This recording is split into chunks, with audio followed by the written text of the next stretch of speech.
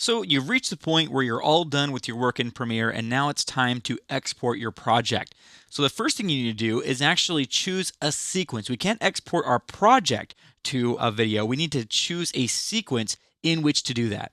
So I'm going to select the Explore California ad sequence. We can do that here in the timeline panel, or we can do it here in the project panel by opening up sequences and clicking this here.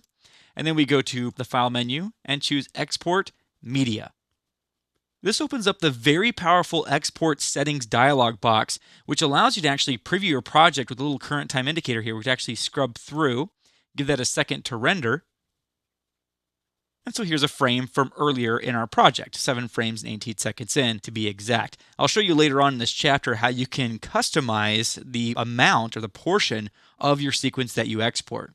Now, one of the most important features here is choosing a format. If we go to the format dropdown, you can see we have a variety of formats to export to, including still image file formats such as DPX, JPEG, PNG, Target, and TIFF, and video formats, of course, and also audio formats. So there's audio only, and there's a WAV audio file, there's MP3 down here. So a lot of formats to choose from. Now, you might be wondering why you'd want to export to a still image file format. What that's going to do is actually create something called an image sequence, which is a series of images, and it's going to produce one image for every single frame of the sequence. So the sequence is 24 frames per second. It goes on for 15 seconds, so that would be 24 times 15 roughly.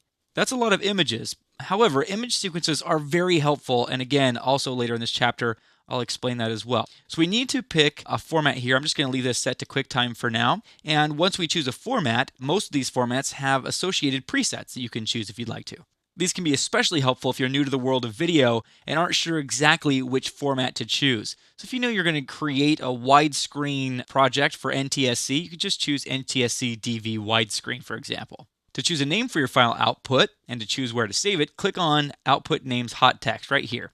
Click that, and we could change the name and also choose where to save it. Now, this is really critical. There are these two checkboxes here, Export Video and Export Audio. Make sure you take a double check at these before you go ahead and do your final render, because oftentimes, for whatever reason, one of these might get unchecked.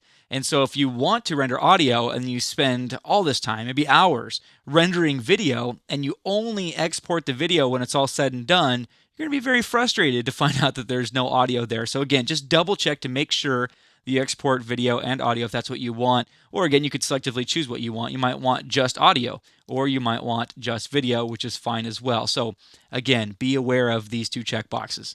Now, if you want to maintain the same format as was brought into your project, you could choose Match Sequence Settings, and you will not be able to then customize the format or the preset because it will get that information from the sequence settings. So for example, if you create a DVC Pro HD sequence using those settings, it's going to render this using DVC Pro HD. Just going to uncheck that for the time being.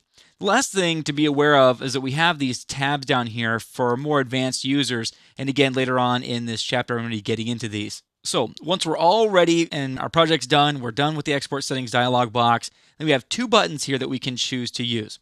If we're just going to have Premiere render this, we can click the export button.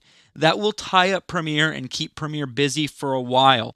If you have a lot going on and you want this to render in the background and you still want to be able to use Premiere, you can use the queue button, which will add this to a render queue using a product called the Adobe Media Encoder, which we'll look at in the next movie.